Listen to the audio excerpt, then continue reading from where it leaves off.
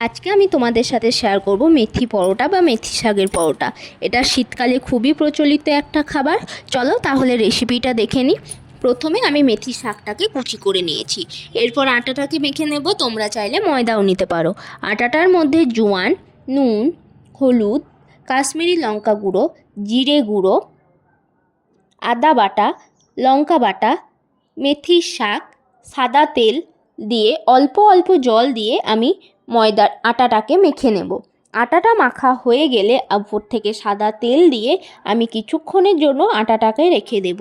তারপর লেচি কেটে বেলে নিয়ে সমস্ত পরোটাগুলোকে একে একে সাদা তেলে লাল লাল করে ভেজে তুলে নিয়ে পরিবেশন করুন মেথি পরোটা বা মেথি শাকের পরোটা। আমার এই ভিডিওটি কেমন লাগলো অবশ্যই জানাবেন।